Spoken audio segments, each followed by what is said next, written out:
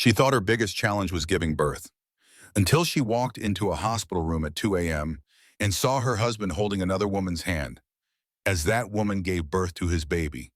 But here's what he didn't know. The wife he betrayed wasn't just any nurse. She was a billionaire in hiding. And tonight, and she's done being the victim. Stay till the end, because when she reveals who she really is, the whole courtroom stops breathing.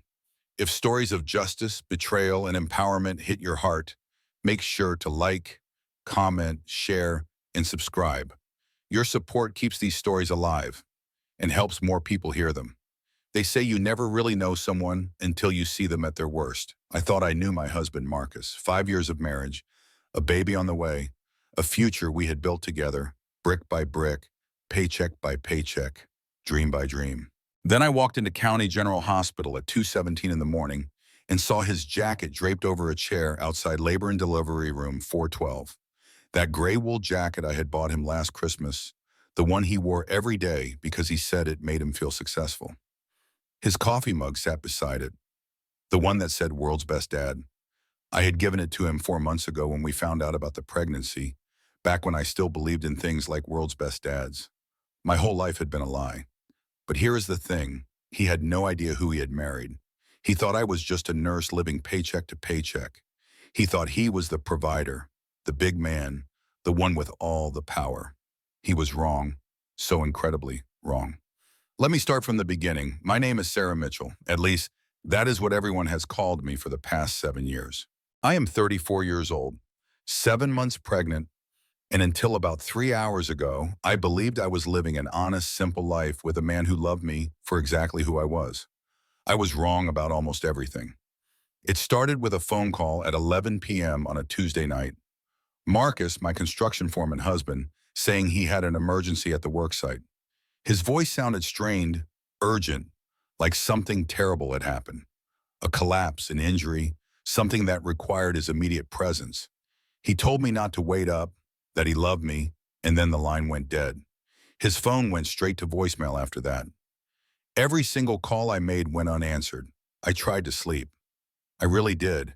I lay in our bed, in our modest rental house with the beige walls and cheap carpet, and I tried to convince myself everything was fine, but the baby kept kicking, hard, insistent movements, like she knew something was wrong.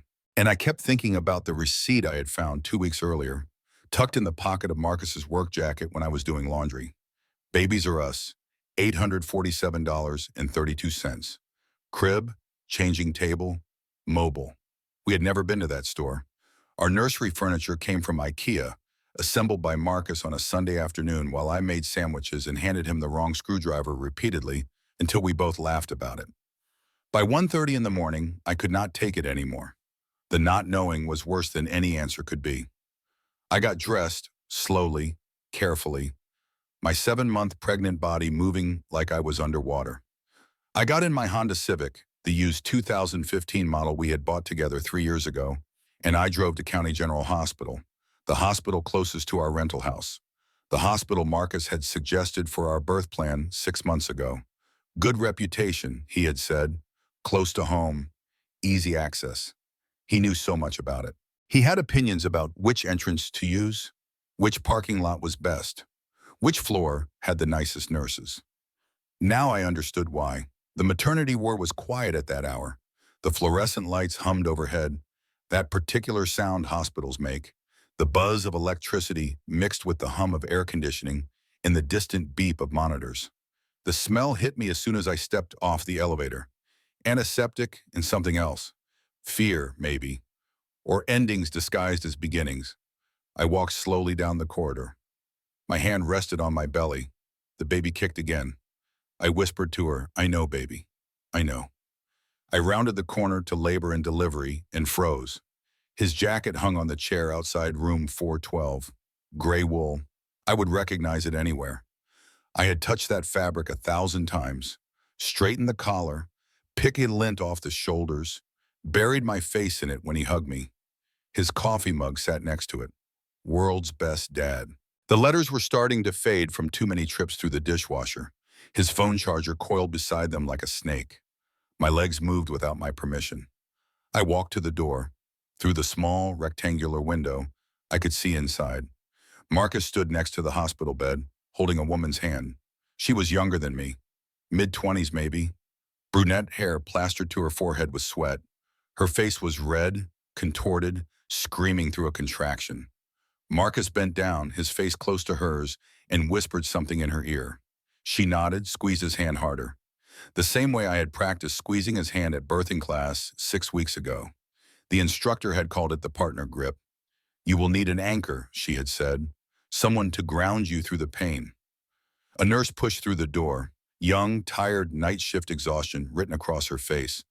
I heard her say, Dad, the baby's crowning. You ready? Marcus smiled, that smile I knew so well. The one that crinkled the corners of his eyes. The one that had made me fall in love with him 9 years ago when he came into my emergency room with a minor work injury and flirted shamelessly while I stitched his forehead. I'm ready, he said. My hand moved to my purse. I pulled out my phone. My fingers were shaking so hard I almost dropped it. But I managed to open the camera app. I pressed record. 30 seconds of video. Marcus cutting the umbilical cord. Marcus crying, real tears streaming down his face. Marcus holding a newborn baby girl wrapped in a pink blanket like she was the most precious thing in the world. Like she was his whole world. Like he had not been lying to his pregnant wife for God knows how long about God knows what. I turned and walked away. One foot in front of the other, through the automatic doors, down the hallway, into the stairwell because I could not bear to wait for the elevator, could not bear to stand still, could not bear to exist in that building for one more second. I sat in the stairwell on the cold concrete steps for a long time. Minutes, maybe an hour. Time felt strange. The baby kicked. I put both hands on my belly and I counted my breaths. 1, 2, 3, 4. Victim, lock the knees. Do not fall. Do not scream. Not here. Not in front of strangers. Not in this fluorescent lit stairwell that smelled like bleach and broken promises. Finally, I stood. I walked down 7 flights of stairs, one hand on the metal railing, one hand on my belly. My feet echoed in the concrete space. Each step was a small decision to keep moving, keep breathing, keep existing in a world that had just fundamentally changed. I made it to my car, sat in the driver's seat, stared at nothing. Then I opened my phone and I started looking, really looking, at all the things I had trained myself not to see. I scrolled through our text messages from the past 6 months. Every working late message, every client ditch excuse, every team meeting that ran long. I had believed all of it, every single word. Then I opened our banking app, the joint checking account we had opened together 3 years ago when we got married. Ours, he had said, everything shared, no secrets, partners, team, joint checking, $847. It should have been close to $6,000. We both had direct deposit, my nursing salary before I quit 4 months ago. His construction foreman salary, joint savings, $1,205. It should have been $34,000. Our house down payment fund, the future we were building. The dream home with the pool and the big backyard that Marcus talked about constantly. I called the bank. The automated system asked me to verify my identity. Date of birth, last 4 of social, security question. Then the robot voice told me what I already knew. Consistent withdrawals over the past 12 months. Cash withdrawals, $200 to $500 at a time, 3 to 4 times per month. When did the pattern start? I asked the robot voice. Approximately 18 months ago. 18 months. The entire pregnancy, the entire affair, maybe longer. I hung up. I opened the photo app on my phone, our shared cloud account. Dylan's photos uploaded automatically. I had never looked before. Privacy, trust. What a joke. I scrolled back. 3 months ago, a sonogram photo, black and white. That familiar image. Baby in profile. It's a girl written across the top. Due date February 14th. Valentine's Day. How poetic. He had saved it as marketing campaign draft. I started laughing, could not stop. The sound echoed in my car. Harsh, ugly. The laugh of a woman who just realized she had been playing checkers while everyone else played chess. I sat there in that parking garage until the sun started to rise. Orange and pink spreading across the sky like watercolor paint. Beautiful and terrible. The world kept turning even when yours stopped. People kept living even when you died inside. Then I made a phone call I had not made in 7 years. I scrolled through my contacts, found a number I had saved but never called. Richard Brennan, my father's attorney, the keeper of secrets I had run away from. It rang 3 times. Richard Brennan speaking. His voice was rough with sleep. Richard, this is Sarah, Sarah Fitzgerald. A long pause. Sarah, is that really you? Yes, that Fitzgerald. I need to access my accounts, all of them. First thing tomorrow morning, today morning, whatever time works. Another pause, longer this time. Miss Fitzgerald, are you certain you understand the terms of your father's trust? If you access the funds before you turn 35, you forfeit the challenge. You prove, I know what I prove. I prove I needed it. I prove he was right. I prove I am weak. I do not care anymore. I need the money. Today. Understood. I will prepare the paperwork. Can you be at my office at 9 a.m.? Yes. Sarah, may I ask, are you safe? Is this an emergency? I looked at the hospital building, at the windows of the maternity ward where my husband was becoming a father to someone else's child. I am safe, but yes, this is an emergency. I will see you at 9. I hung up, looked at myself in the rearview mirror. 7 months pregnant, dark circles under my eyes, hair a mess, still wearing yesterday's clothes. But for the first time in 7 years, I saw her again. Not Sarah Mitchell, struggling nurse, pregnant and alone, but Sarah Fitzgerald, daughter of Thomas Fitzgerald, heir to the Fitzgerald Real Estate Trust, worth $847 million, give or take a few million depending on how the market had performed this week. The woman I had been hiding from, the woman I had been running from, the woman I was about to become again. I started the car, drove home. Marcus was not there, still at the hospital with his other family. I walked upstairs and took a shower, got dressed, drank a glass of water, fed the cat, did all the normal things that normal people do on normal mornings when their worlds have not just exploded. At 8:45, I got back in my car and drove to Manhattan. To understand what happened next, you need to understand who I used to be, who I had been running from for 7 years, the life I had walked away from and the bet I had made with my father. 7 years ago, I sat across from Thomas Fitzgerald in the boardroom of Fitzgerald Industries. My father, silver-haired, sharp-suited, intimidating in the way that only truly powerful men can be. The kind of man who walked into rooms and everyone stood up. The kind of man who made billion-dollar decisions before breakfast and destroyed competitors before lunch. Floor-to-ceiling windows overlooking Manhattan. The skyline spread out below us like a kingdom, and in many ways, it was his kingdom. My father owned more real estate in this city than anyone except maybe the city itself. Apartment buildings, office towers, shopping centers, hotels. An empire built over 40 years from a single property he had bought with borrowed money when he was 22 years old. Nursing school, he said, looking at me like I had just announced I was joining a cult. You graduated top of your class from Wharton School of Business, and you want to wipe bedpans for a living? I want to help people, Dad, real people, not just numbers on a spreadsheet. Everything is numbers, Sarah. Love, loyalty, legacy, all just numbers in the end. That was when I said it.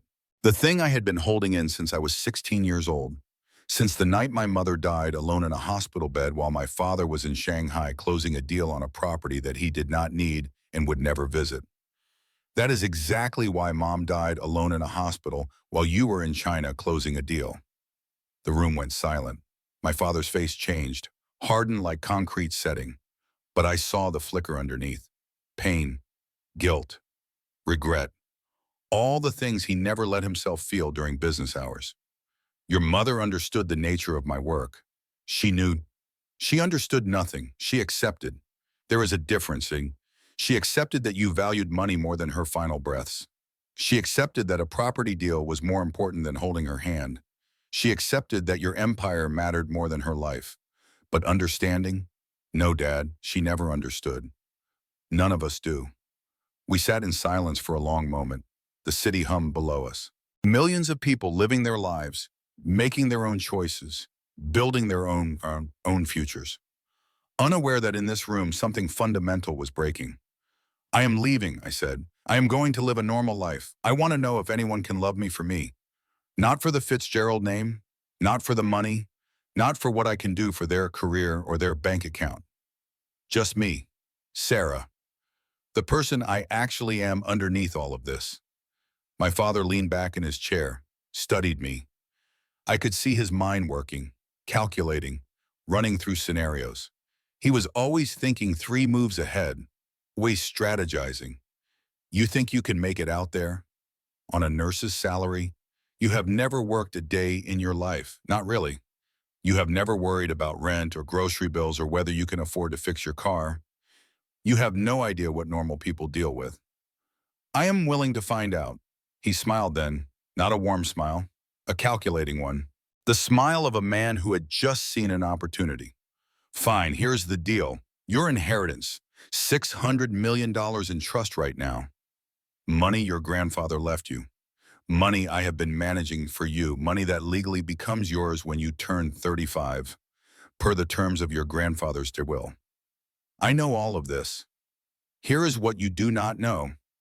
I will modify the trust. I will lock it away, make it untouchable.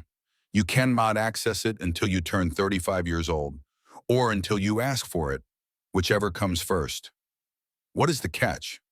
If you make it to 35 without touching the money, you prove you did not need it. You prove you can stand on your own.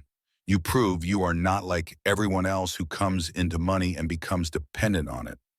You get everything. The full inheritance plus 8 years of compound interest in real estate appreciation, probably close to 900 million by the time you are 35. He leaned forward. But if you come back before 35 asking for money because you cannot make it, because you failed, because normal life is too hard, you prove I was right. You prove you are weak. You prove you needed the money all along. You still get the inheritance. It is yours legally, but you lose the moral victory. You lose the bet. What do you get out of this? I get to be right. And if I am wrong, if you actually make it, then I get to be proud. I get to know I raised a daughter who is stronger than I ever was. I thought about it, looked at him, at this man who had chosen money over everything, over his wife, over his daughter, over any chance at normal human happiness, who had billions of dollars and no one to share it with. And what if I win? I asked. What do I get besides the money? Then you get to know something I never did. You get to know that you are enough without it, that you have value beyond your bank account. That is worth more than any amount of money. I extended my hands across the mahogany table. Deal. We shook. His grip was firm, businesslike, not a father-daughter moment, a transaction between 2 parties entering a contract. One more thing, he said. You will legally change your name. If you are going to do this, do it right. Do it all the way. No Fitzgerald name to fall back on. No safety net. You become someone else completely. See if you can make it as that person. Fine, I will use Mom's maiden name. Mitchell. Something flickered across his face. The closest thing to emotion I had seen from him since my mother died. Your mother would have liked that. She always said the Fitzgerald name was a blessing and a curse. Mostly a curse. That was 7 years ago. I walked out of that boardroom, changed my name legally to Sarah Elizabeth Mitchell, moved out of the penthouse apartment I had lived in my whole life, enrolled in nursing school, found a tiny studio apartment in Queens for $900 a month that seemed impossibly small and impossibly expensive at the same time. I got a job as an ER nurse at County General Hospital, started at $68,000 a year, which sounded like a lot of money until I actually tried to live on it. Bought a used Honda Civic for $8,000 cash. Shopped at Target, meal prepped in Tupperware containers. Clipped coupons. Learned what it meant to budget, to save, to choose between buying new shoes and going out to dinner. For 7 years, I lived as a normal person. And it was glorious, exhausting and stressful, and sometimes scary, but glorious, because no one wanted anything from me except to do my job well. No one looked at me and saw dollar signs. No one treated me differently because of my last name. I was just Sarah. Sarah Mitchell, ER nurse, regular person. 5 years ago, Marcus Mitchell came into my emergency room with a minor construction accident. A piece of rebar had gashed his forehead. Nothing serious, but it needed stitches. I cleaned the wound while he flirted shamelessly despite the blood running down his face. "You are way prettier than any plastic surgeon," he said, wincing as I irrigated the cut. "Does that line usually work?" I asked, threading the needle. "I will let you know. Coffee sometime? If you promise not to bleed on me again." He grinned. "Deal." It worked. God help me, it worked. He was charming and handsome and normal. He worked construction, made $75,000 a year as a foreman, took pride in building things with his hands. He had never heard of the Fitzgerald family, had no idea who my father was. He just saw me. Sarah, the nurse with the steady hands and the bad jokes and the tendency to sing along to the radio when I thought no one was listening. We dated for a year. He was proud of his salary, proud to take care of me, to pay for dinners, to insist on covering the rent when we moved in together. I let him. I told myself I was protecting him, protecting us, keeping our life simple and real and uncomplicated, by the weight of money that I did not even have access to anyway. We got married 3 years ago. Small ceremony, 40 people. Community center because neither of us wanted to spend money on a fancy venue. Marcus wore a suit he bought off the rack at Macy's. I wore a dress from David's bridal. His vows made me cry. "Sarah, you are the realest person I have ever met. No games, no pretense, just real. I promise to take care of you, to be the man you deserve, to build a life with you." I believed every word. 2 years ago, we moved into a modest rental house. 3 bedrooms, 1 bathroom, tiny backyard, $1,200 a month. Marcus talked constantly about upgrading. In 5 years, he would say, "We will buy our own place." Pool. Big backyard. 3-car garage. "I am going to make that happen for us. You will see." I did not need a pool or a 3-car garage. I just needed him. 18 months ago, my father died. Heart attack. Sudden. He was 64 years old. Too young, really, though he had lived more in 64 years than most people live in 90. I got the call from Richard Brennan, his attorney. My father's funeral was on Friday. Would I be attending? I looked at Marcus across the room. He was watching television, oblivious, eating cereal directly from the box. Happy, content. We were happy. "No," I told Richard, "I cannot." I did not tell Marcus. I said I had a double shift. I went to work instead and cried in the supply closet during my lunch break. 8 months ago, I showed Marcus a positive pregnancy test. 2 pink lines, clear as day. He lifted me up, spinning me around the kitchen, laughing and crying at the same time. "We are having a baby. I am going to be a dad." I laughed, cried, felt complete in a way I had never felt before. This was my family. This was my real life. The one I had chosen. The one I had built without money, without a safety net, with just love and work and hope. 4 months ago, my doctor dropped the bomb. "Sarah, your blood pressure is concerning. You have a history of preeclampsia risk factors. I am recommending modified bed rest for the remainder of your pregnancy. No more 12-hour shifts, no more lifting patients. You need to stop working." Marcus did not hesitate. "She will quit her job. I make enough. We will be fine." I hesitated. "Marcus, I do not know if we can afford." "Babe, I got this. Trust me. That is what husbands do. I take care of my family." So I quit. And for 4 months, I stayed home, grew our baby, decorated the nursery, made dinner, waited for him to come home from work. Let him be the provider. Let him be the man he needed to be. And the whole time he was building a second life, a second family.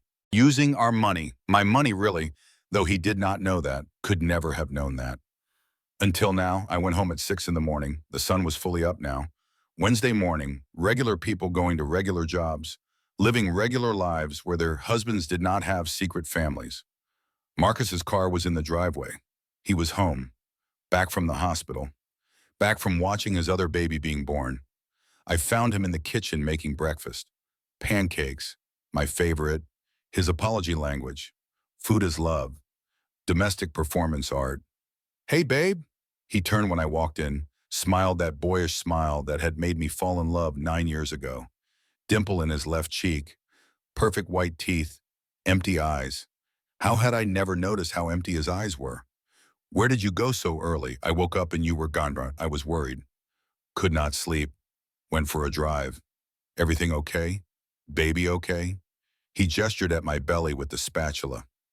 Fine, everything is fine. I walked to the counter, set my phone down, opened the video, pressed play.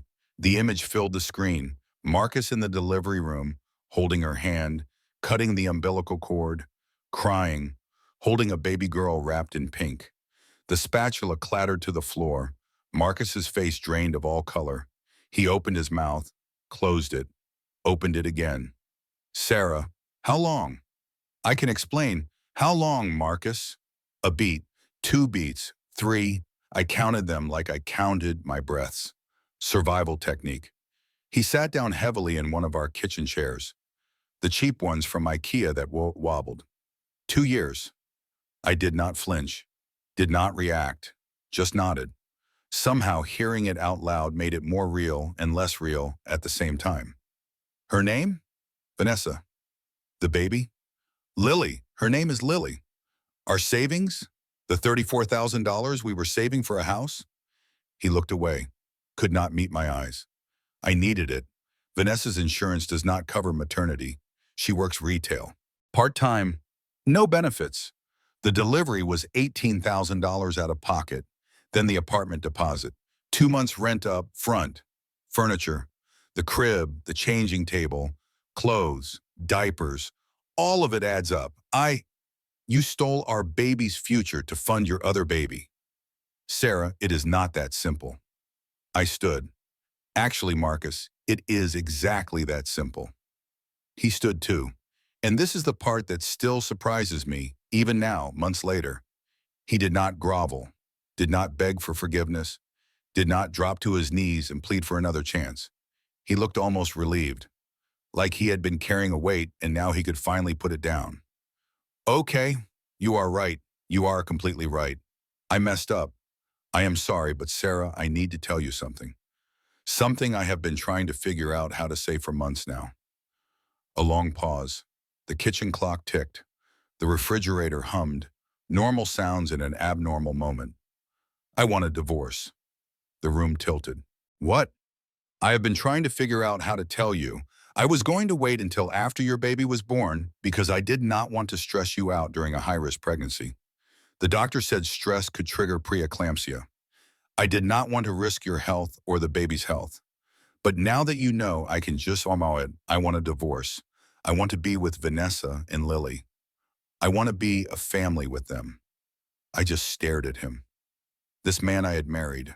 This stranger standing in my kitchen wearing my husband's face. Look, he continued, I will take care of you. I am not a monster. Child support, whatever the court calculates. I will pay it. You will be fine. You are tough. You are capable. You always land on your feet. But Vanessa, she needs me. She looks at me like I am her whole world, like I am her hero. And I need that. I need to feel needed. I needed you too. No, you did not. You never needed me, Sarah. Not really. You are so independent, so self-sufficient, so calm about everything. It is like I was just there. Convenient, but not necessary. With Vanessa, I feel necessary. She depends on me. She needs me to be the man, to be the provider, to be strong for her. You never needed that from me. Something cold settled in my chest. 7 years of hiding who I was. 7 years of making myself small so he could feel big. 7 years of letting him believe he was the provider, the strong one, the man of the house, and this was his takeaway, that I did not need him enough. Get out, I said quietly. What? Get out of my house. It is my house, Sarah. My name on the deed. I bought it before we got married. Then I will leave. I walked upstairs, threw clothes into a duffel bag, walked back down. He was still standing in the kitchen, looking confused, like he had expected me to fight, to beg him to stay, to fall apart. I will have my lawyer contact you, I said at the door. He actually laughed. Sarah, you cannot afford a lawyer. You are unemployed. You are on Medicaid. You have $800 in the bank. I smiled then, could not help it. The smile felt strange on my face, chilling even to myself. You would be surprised what I can afford, Marcus. You would be very, very surprised. I walked out, got in my car, drove away from that house and that life and that version of myself who believed love was enough. At 9 a.m. sharp, I sat in Richard Brennan's office.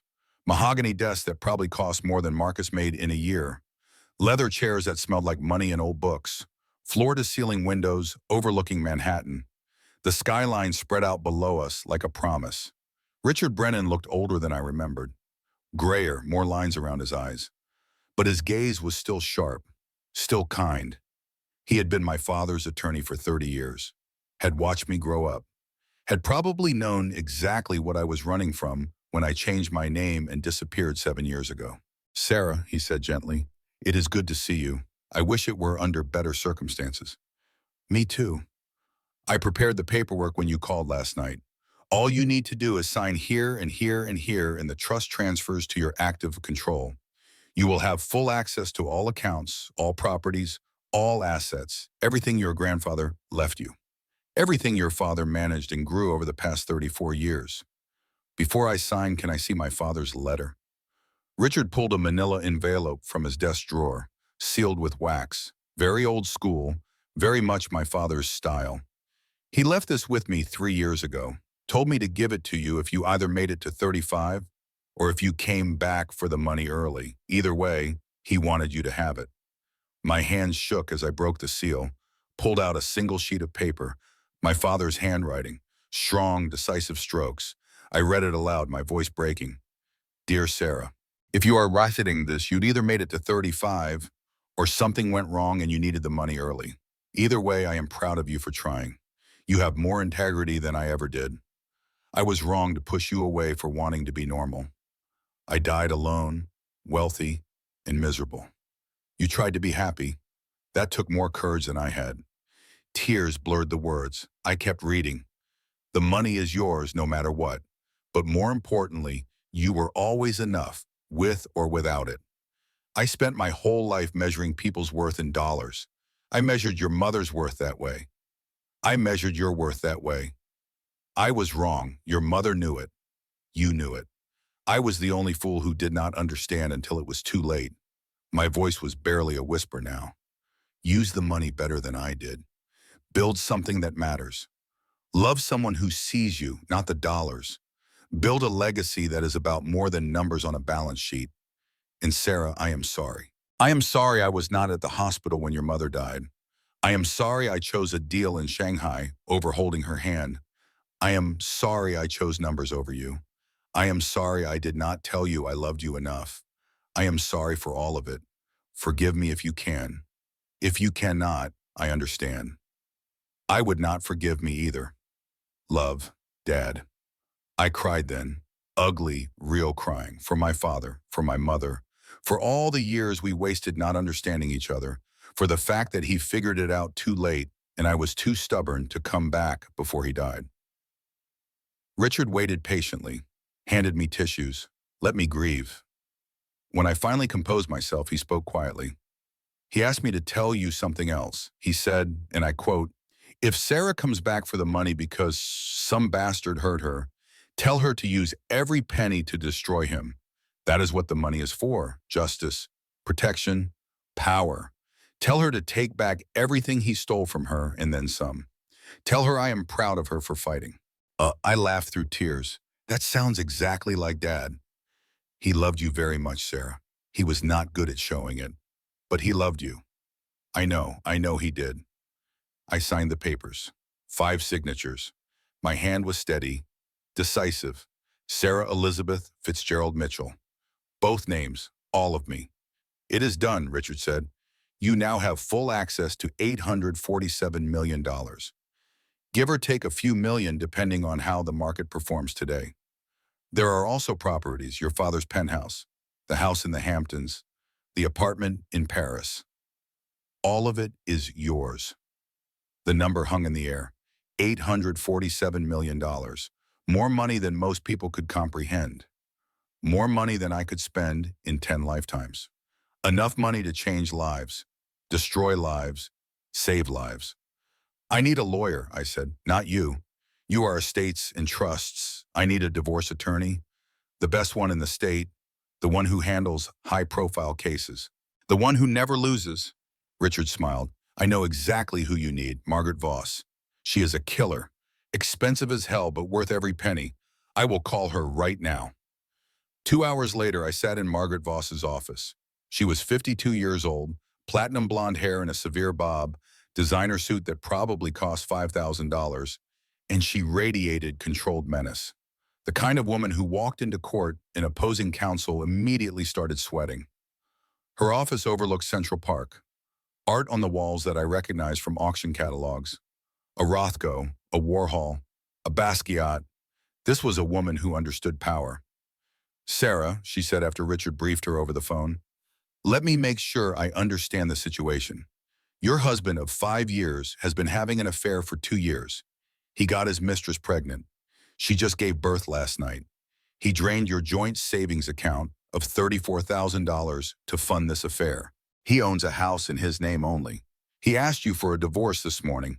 He thinks you are broke, unemployed, living on Medicaid, and he has absolutely no idea that you are Sarah Fitzgerald, heir to $847 million. That is correct. She leaned back in her chair, smiled. It was not a nice smile. It was the smile of a shark who just spotted blood in the water. Oh, this is going to be fun. This is going to be so much fun. I want to destroy him, legally, of course. Of course, legally, completely above board. But yes, we are going to destroy him. How? She leaned forward. Here is what we are going to do. We are going to let him think he is winning. We are going to let him file for divorce first. Let him think you are desperate, broke, struggling. Let him make his case that he should have primary custody because he has a stable home and you do not. Let him dig himself into a hole so deep he will never climb out.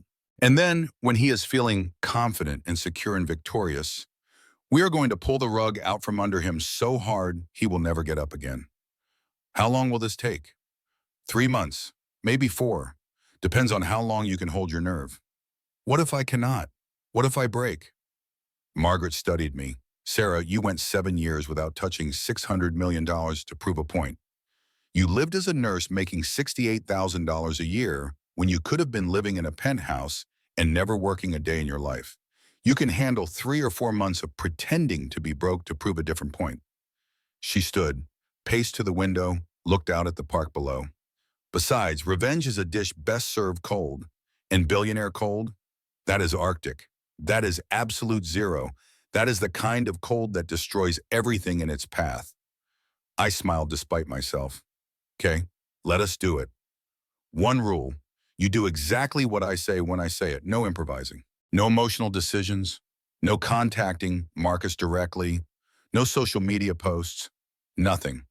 We play chess, not checkers. Every move calculated, every step strategic. Agreed? Agreed. Good. Now here's the plan. For the next hour, Margaret laid it out. Every detail, every step, what I would do, what she would do, how we would build the case, how we would document everything, how we would make Marcus Mitchell regret the day he ever lied to me. It was brilliant, cold, ruthless, perfect. When she finished, I asked, what do you need from me? 3 things. First, you are going to move into a cheap apartment, bare walls, secondhand furniture. I will help you find one. You are going to apply for WIC. You are going to drive your old Honda. You are going to shop at dollar stores. You are going to look and act like a broke single mom struggling to survive. Can you do that? Yes. Second, you are going to document everything. Every text from Marcus, every phone call, every interaction. You are going to keep a journal. Dates, times, what was said, everything. I will provide you with a template, and you are never going to respond emotionally. You are going to be calm, reasonable, cooperative, the perfect soon-to-be ex-wife. I can do that. Third, and this is the hardest one, you are going to let him think he is winning. He is going to file for divorce. He is going to ask for shared custody or maybe even primary custody. He is going to try to minimize his child support obligations. And you are going to let him. You are not going to fight. Not yet. You are going to be the woman he thinks you are. Weak, desperate, defeated. Can you do that? I thought about it, about swallowing my pride for 3 months, about letting Marcus think he had beaten me, about playing the victim when I held all the power. Yes, I said, I can do that. Then we have a deal. My retainer is $100,000. That gets you through the initial filing and discovery. Are you prepared to pay that? I pulled out my phone, opened my new banking app, the one Richard had set up that morning, showed her the screen. Account balance, $847,216,432.18. Margaret's eyebrows rose. I will send you my payment information. Wire transfer preferred. Done. She extended her hand. We shook. Her grip was firm, professional, the handshake of two women entering battle together. Sarah, one more thing. At some point in the next 3 months, you are probably going to want to quit. You are going to want to just reveal everything and destroy him immediately. You are going to be tired and postpartum and angry, and you are going to think, why am I playing this game? But I need you to trust me. The longer we wait, the better the result.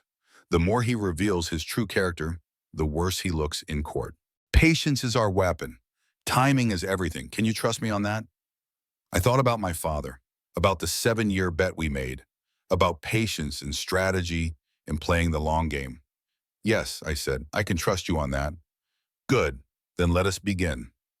The next 3 months were the hardest of my life, harder than nursing school, harder than losing my mother, harder than watching my father choose work over family for 30 years, harder than anything I had ever done.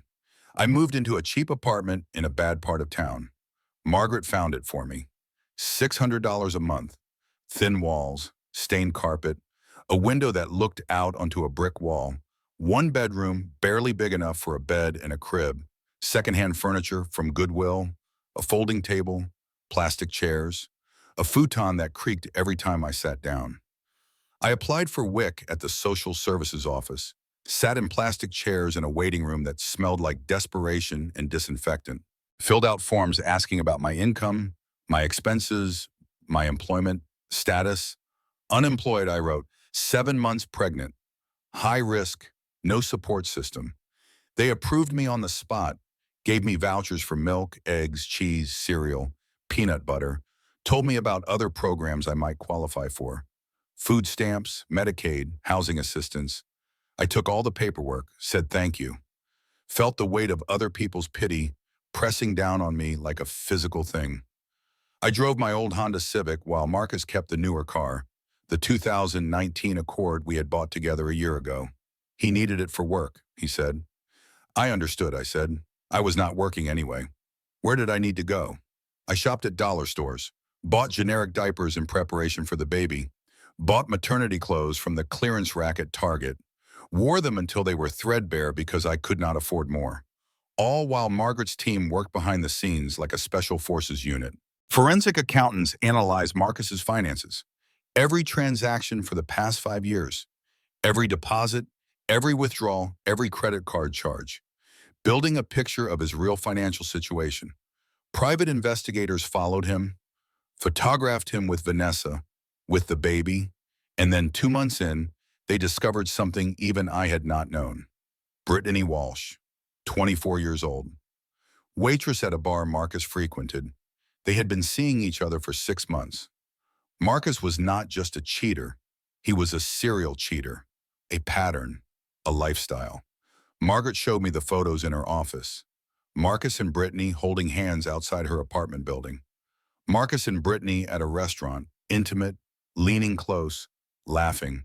Marcus and Brittany in his car, kissing. 3 women, Margaret said, at the same time. You, Vanessa, and Brittany. That is not a mistake. That is a pathology. The forensic accountants also discovered something else. Something big. Marcus owned 25% of Mitchell & Sons Construction, The company his father had started 40 years ago. When his father died 3 years ago, Marcus inherited his stake. He had been taking quarterly distributions from the company, $35,000 to $40,000 per year. Money he never reported on our joint taxes. Money he hid in a separate bank account I did not know existed. His real income was not $75,000 per year. It was $180,000, more than double what he claimed. This is fraud, Margaret said, spreading the documents across her desk. He lied to you about his income.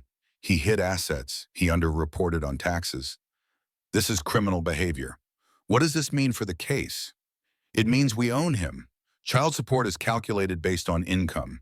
He claims $75,000, which would be about $800 per month. But at $180,000, we are looking at $3,200 per month, maybe more depending on the judge. And the money he stole from our savings? We can get that back too, with interest. Unauthorized withdrawals from a joint account during marriage? That is a gift to us. The mediation happened 6 weeks in. Marcus filed for divorce first, like Margaret predicted he would. I got served at my crappy apartment. A knock on the door, a board process server handing me papers. You have been served. Have a nice day. Petition for divorce. Marcus Mitchell versus Sarah Mitchell. Irreconcilable differences. Request for shared custody of minor child not yet born. Proposed child support of $800 per month based on state guidelines for reported income of $75,000 per year. I read the papers sitting on my secondhand futon, baby kicking inside me. I did not cry, did not react, just read every word, made notes, sent it all to Margaret. Perfect, Wissam, she said when I called her. He is doing exactly what we want him to do. The mediation was scheduled for 2 weeks later at the courthouse. I dressed carefully. Maternity clothes from Target, no makeup, hair in a messy ponytail, looking exhausted, looking broke, looking exactly like the struggling single mom Marcus thought I was. Margaret met me outside the courthouse. She was dressed down too, less severe than usual, trying not to draw too much attention. Remember, she said quietly, cooperative, reasonable, a little bit defeated. You want what is best for the baby. You are willing to work with him. Got it. We walked into the mediation room together. Marcus was already there with his attorney, David Kramer. Cheap suit, ambulance chaser type, the kind of lawyer you get when you think your wife cannot afford better. Marcus looked at me, actually looked concerned, or maybe that was guilt, hard to tell. The mediator started talking. Standard speech about the purpose of mediation, finding common ground, putting the child first, both parties working together in good faith. Kramer spoke first. Your Honor, my client wishes to be reasonable and fair. He is proposing shared custody, 50-50. He will take the child every other week. He is offering $800 per month in child support based on his income of $75,000 per year. He will maintain health insurance for the child. He will keep the house since his name is on the deed, but he will allow Ms. Mitchell to move out on her own timeline without penalty. The mediator looked at me. Ms. Mitchell, your response? Margaret started to speak, but I put my hand on her arm. May I? She nodded. I looked at Marcus. I appreciate your willingness to be involved. I know this is hard for both of us. I want what is best for our baby. If you think 50-50 custody is best, I am willing to try it. I just want our child to have a father who is present and involved. Marcus's face lit up. He actually looked relieved, like he had expected a fight and I had just given him everything he wanted. The mediator made notes. So you are agreeable to the proposed custody arrangement? Yes, pending finalization of the divorce and subject to what the court decides is in the best interest of the child. I trust the court to make the right decision. And the child a support amount? Margaret spoke up. Your Honor, my client would like to see full financial disclosure before agreeing to support amounts. Tax returns, pay stubs, bank statements, standard discovery. Kramer objected. My client has disclosed his income, $75,000 per year. That is well documented. Nevertheless, we would like to verify. Standard procedure in divorce cases. The mediator nodded. Agreed. Both parties will exchange full financial disclosure within 30 days. We will schedule another mediation once discovery is complete. They shook hands. Mediation adjourned. Outside the courthouse, Marcus caught up to me. Hey, Sarah, wait up. I stopped, turned, looked at him with tired eyes. That was big of you. The 50-50 thing. I appreciate it. I know this is hard. He is your son too. He deserves to know his father. Yeah, listen. I know things are tight for you right now. If you need anything, just let me know. I am still his dad. We can work together on this. The condescension was palpable. The pity, like he was doing me some huge favor by offering to help support his own child. Thank you, Marcus. I will keep that in mind. He nodded, walked back to his cheap lawyer. They drove away in the Accord.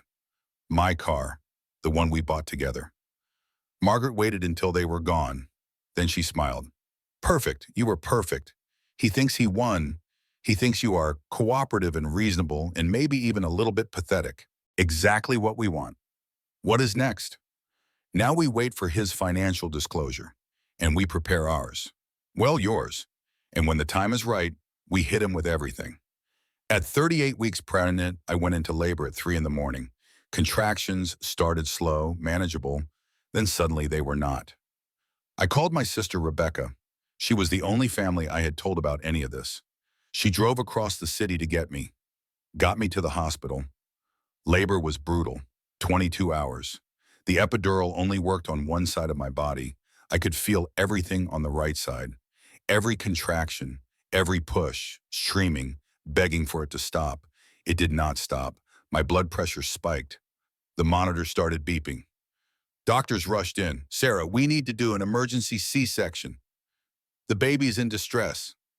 I nodded, could not speak. They wheeled me to an operating room. Bright lights, cold, sterile drapes blocking my view. Okay, Sarah, you are going to feel pressure. Pressure was an understatement. Tugging, pulling, the sensation of my body being opened. I stared at the ceiling and counted tiles. Anything to not think about what was happening. Then a cry. Sharp, loud, angry. It is a boy, 7 pounds, 4 ounces. They placed him on my chest, wet, screaming. Perfect.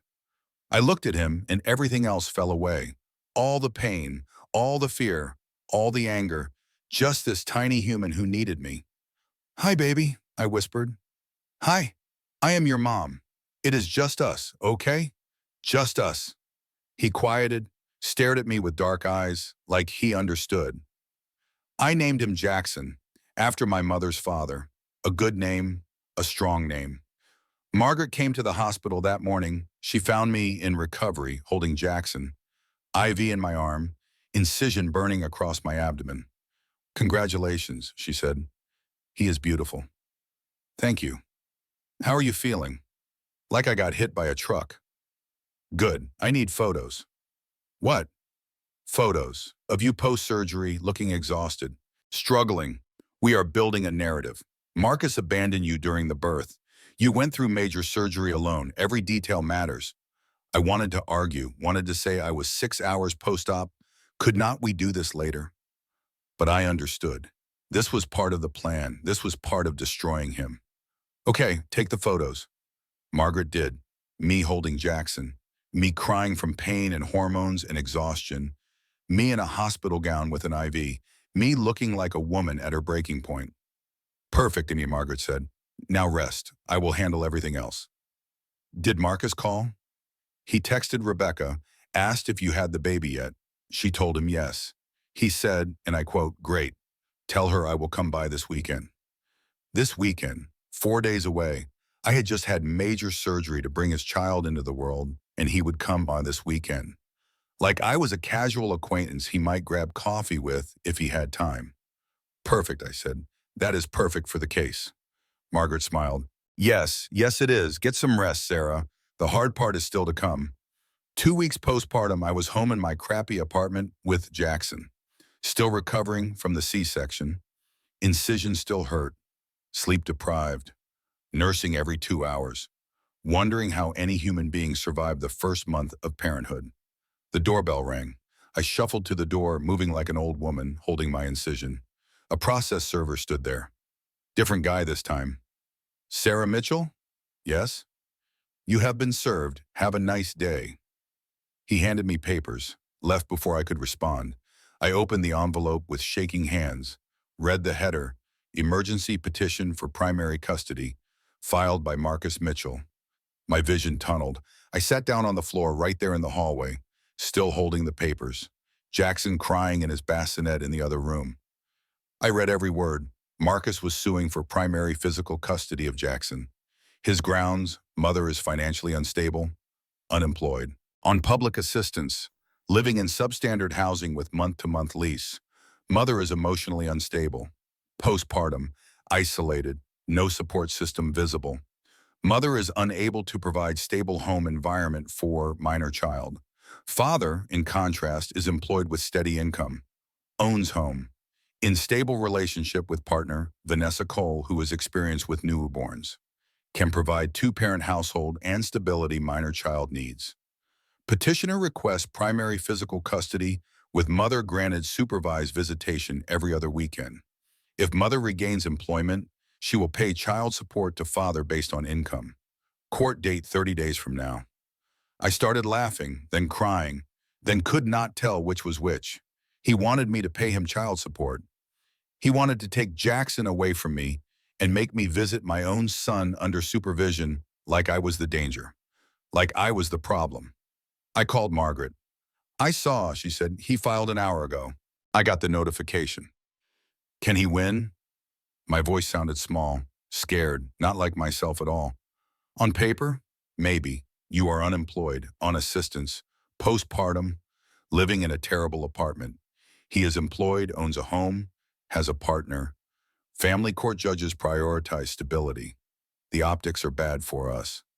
So what do? We let him think he is winning, and in 30 days, we blow up his entire world. What if I cannot do this?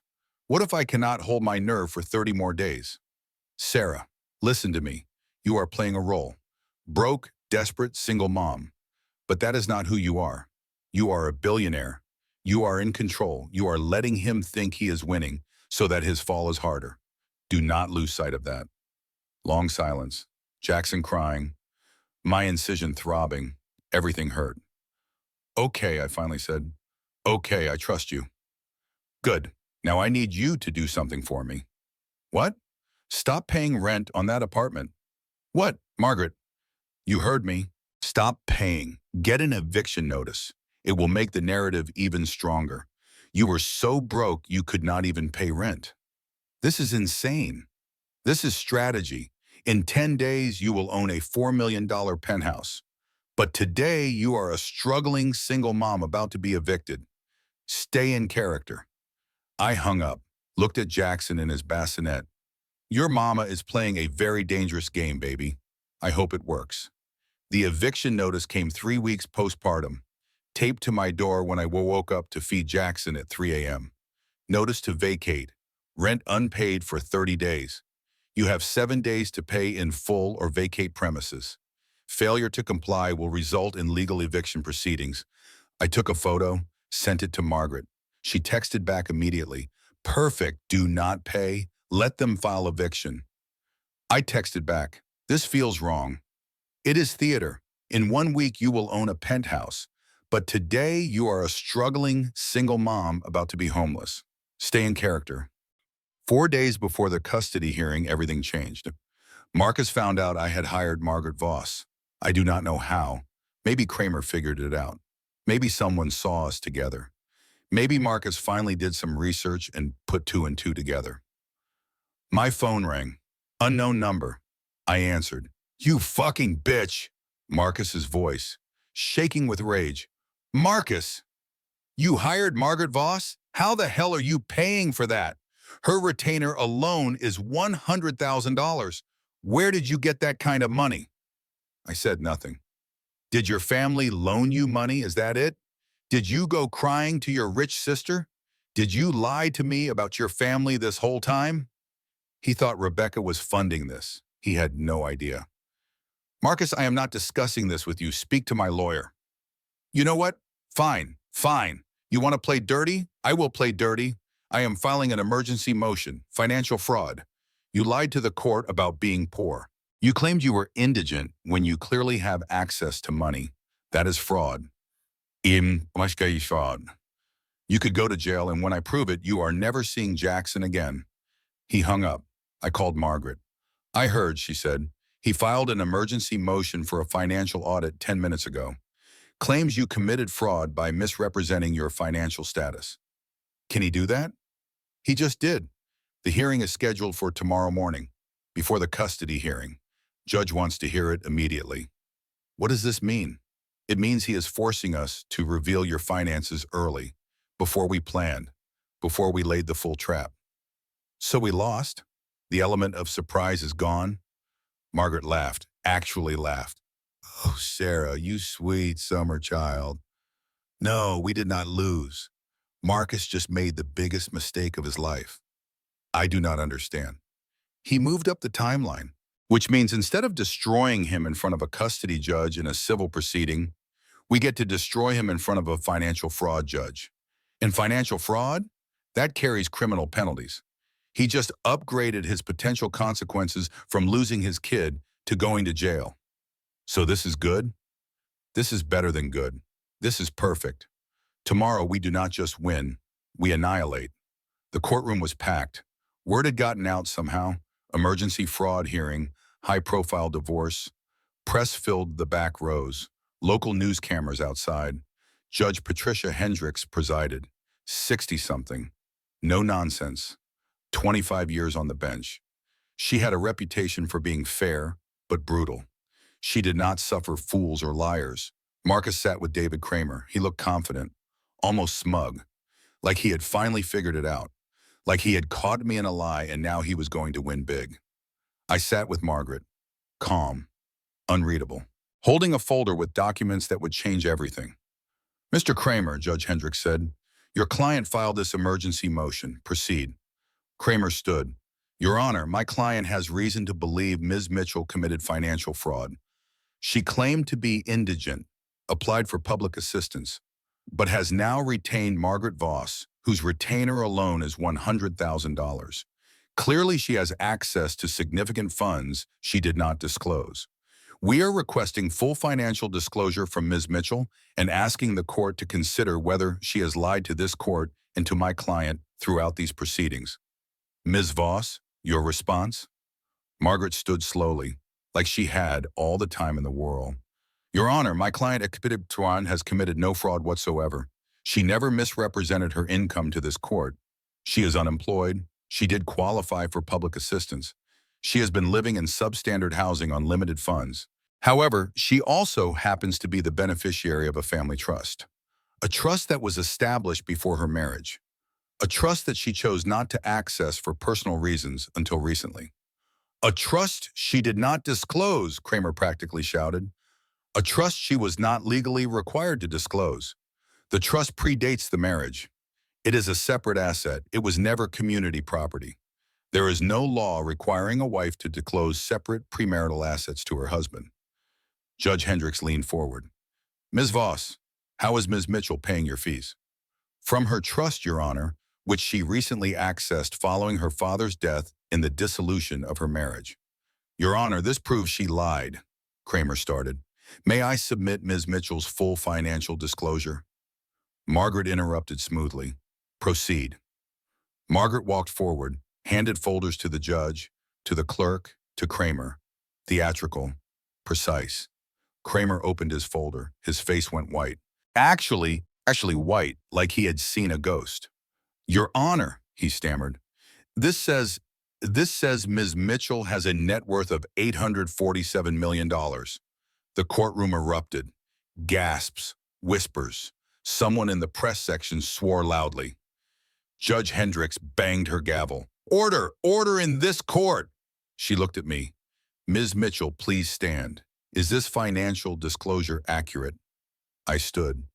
Yes, Your Honor. You are worth $847 million. Yes, Your Honor. Give or take a few million, depending on today's market performance. Marcus stood up, actually stood up in court. What the fuck? Mr. Mitchell, Judge Hendricks's voice cracked like a whip.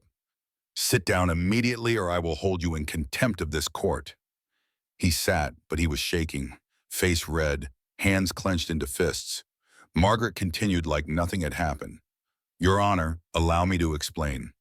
My client is Sarah Elizabeth Fitzgerald Mitchell, sole heir to the Fitzgerald Real Estate Trust, established by her late father, Thomas Fitzgerald, and before that by her grandfather, William Fitzgerald.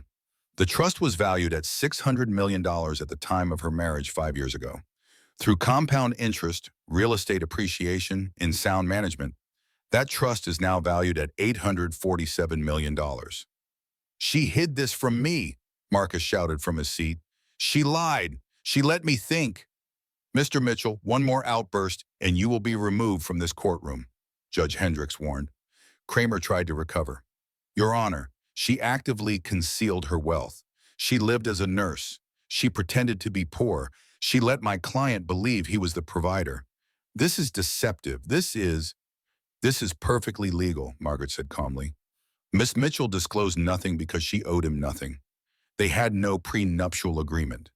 The trust was separate property from before the marriage. She lived on her nursing salary throughout the marriage. The trust remained untouched. Under the law, there is absolutely no requirement to inform a spouse of separate premarital assets. Judge Hendricks nodded slowly. Ms. Voss, why did Ms. Mitchell not disclose this during divorce proceedings? Because, Your Honor, she was gathering evidence of Mr. Mitchell's own financial fraud. The courtroom went dead silent. Explain. Margaret turned to the projection screen that had been set up in the courtroom. She clicked a remote. Documents appeared. Your Honor, while Ms. Mitchell was living modestly and honestly reporting her employment status, Mr. Mitchell was systematically lying to this court, to my client, and on his tax returns. She clicked again. Exhibit A, Mr. Mitchell's child support filing. He claims an income of $75,000 per year. Click. Exhibit B, Mr. Mitchell's tax returns for the past 3 years. He reported between $68,000 and $72,000 per year. Click. Exhibit C, forensic accounting reveals that Mr. Mitchell owns 25% of Mitchell and Sons Construction, a stake he inherited from his father 3 years ago. He has been receiving quarterly distributions from this company, $35,000 to $40,000 per year, unreported to this court, unreported on joint tax returns, hidden in a separate bank account, my client knew nothing about. Click. Exhibit D, said bank account in Mr. Mitchell's name only, currently containing $127,000 in undisclosed assets. The numbers appeared on the screen, bank statements, distribution records, everything. Your Honor, Mr. Mitchell's real income is approximately $180,000 per year. He underreported by $105,000 for the express purpose of minimizing his child support obligations. Judge Hendricks turned to Marcus. Her expression could have frozen lava. Mr. Mitchell, did you disclose all income and assets to this court? Marcus looked at Kramer desperately. Kramer looked like he wanted to disappear. I did not think the business distributions counted. They are irregular. They vary by quarter. You did not think, Judge Hendricks said slowly, or you chose not to disclose. She is a billionaire. Marcus stood again, pointing at me. Why does she need my child support? She could buy and sell me 1,000 times over. This whole thing is a joke. Sit down, Mr. Mitchell. He sat. Margaret clicked the remote again. There is more, Your Honor. Text messages appeared on the screen. Blown up, impossible to miss. These are text messages between Mr. Mitchell and his girlfriend, Brittany Walsh, sent 2 weeks ago. I read them silently along with everyone else. Marcus to Brittany. Once I get custody of Jackson, I will get child support from Sarah. Between that and Vanessa's income, I will be set. Then you and me can do whatever we want. Maybe that trip to Hawaii you have been talking about. Brittany to Marcus. I thought you said Vanessa was leaving you. Marcus to Brittany. She is, soon. Just need to play it right. Get the custody situation settled. Then I am a free man with income from 2 women. Not bad, right? The courtroom gasped. All of them. Even the bailiff looked shocked. Your Honor, Margaret said quietly, Mr. Mitchell was not seeking custody because he loves his son. He was seeking custody to financially exploit my client. to extract child support from a woman he knew had access to wealth while simultaneously maintaining relationships with two other women. Judge Hendricks looked at Marcus. Mr. Mitchell, who is Brittany Walsh? She is a friend. A friend. Yes. Does this friend know about Vanessa Cole and your newborn daughter, Lily? Silence. Mr. Mitchell, I asked you a question. It is complicated. It is not complicated. You are involved with three women simultaneously. You fathered children with two of them. You lied about your income to minimize your financial obligations. You attempted to weaponize the custody system to extract money from your ex-wife. Mr. Kramer, does your client have anything else to say? Kramer looked defeated. No, Your Honor. Good, because I have plenty to say. Miss Voss, what is your client seeking? Margaret stood. Your Honor, my client seeks the following. 1. Primary physical custody of Jackson Mitchell with supervised visitation for Mr. Mitchell every other weekend, pending psychological evaluation and completion of parenting classes. 2. Child support based on Mr. Mitchell's actual income of $180,000 per year.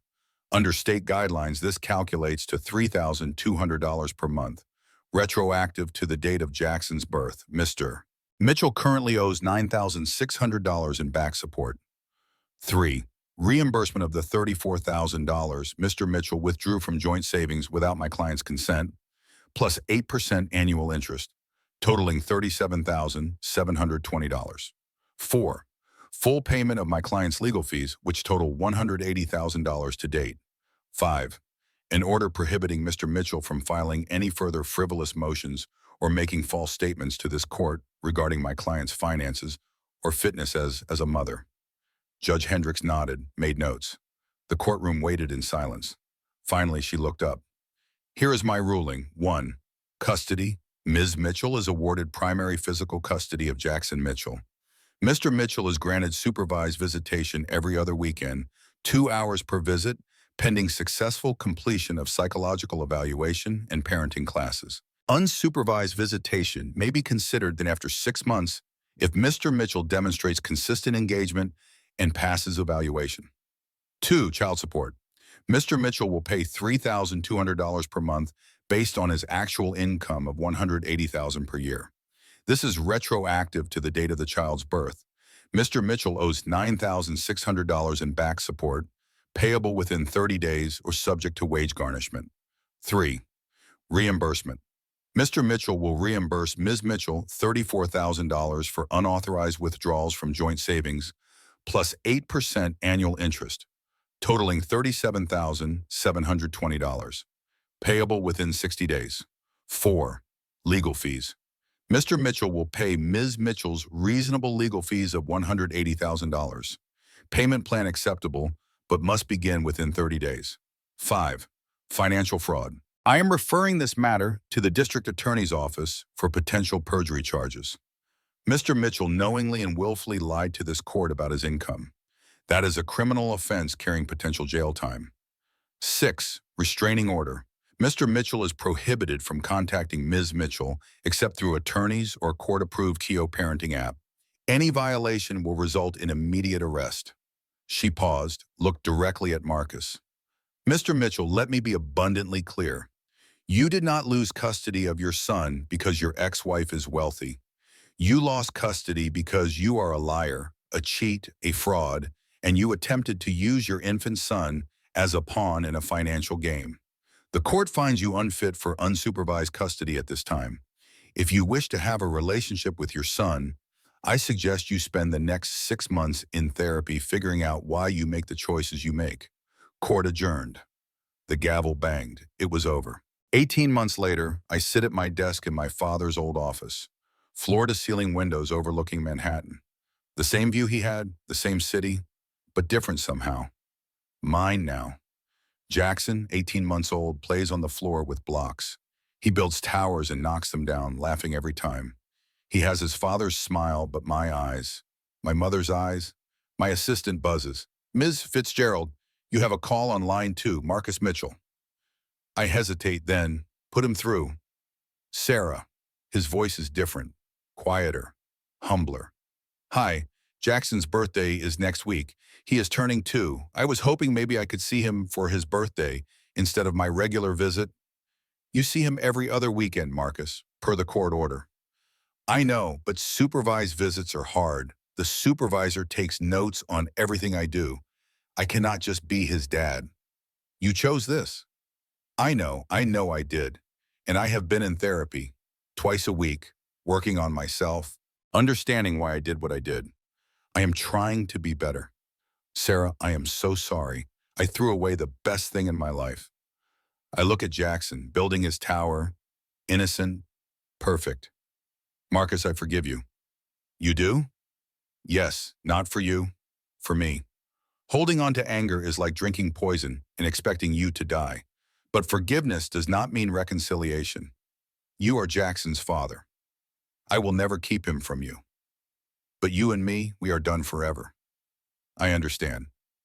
Do you, because you did not just cheat or lie. You made me feel worthless. You made me small. I spent 7 years proving I did not need money to be valued. And you proved that no matter how real I was, you would still see me as a transaction. You did not lose me because I am a billionaire. You lost me because I am a human being who deserved better. Silence on the line. Jackson is thriving. He is happy, loved. I will send photos from his party, but you will not be there. Goodbye, Marcus. I hang up. Jackson toddles over. Mama, up! I pick him up, walk to the window. The city spreads out below us. You know what your grandpa taught me? Money does not make you powerful. Knowing your worth does. And baby, you are priceless. He giggles, grabs my nose. My phone buzzes. A woman named Emily Rodriguez is in the lobby, says it is about Marcus Mitchell. I know before she even walks in. She is 28, pregnant, scared. She tells me the same story. Marcus lied, said he was divorced. She just found out the truth, does not know what to do. I tell her what I wish someone had told me. You have choices. Document everything. Get a lawyer. Do not make yourself small for him. And if you need help, here is my number. She cries, thanks me, leaves. Jackson pulls my hair. Mama, love you. I love you too, baby. I sit at my desk, open my laptop, the Fitzgerald Foundation. Mission statement. Supporting women escaping financial abuse through legal aid, housing assistance, child care, and job placement. Because every woman deserves to know her worth. I type. Jackson plays. The city hums. This is my legacy.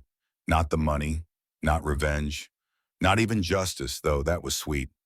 My legacy is making sure the next woman standing in a hospital parking lot at 2 a.m., watching her world end, has somewhere to turn, someone to call, resources to rebuild. That is what $847 million is for. And finally, after 7 years of running, after 5 years of pretending, after 3 months of strategic warfare, I understand what my father was trying to teach me. Money does not make you valuable, but it does make you free. Free to choose yourself, free to walk away, free to help others do the same. I am Sarah Fitzgerald Mitchell, mother, billionaire, woman who knows her worth, and I am exactly where I am supposed to be.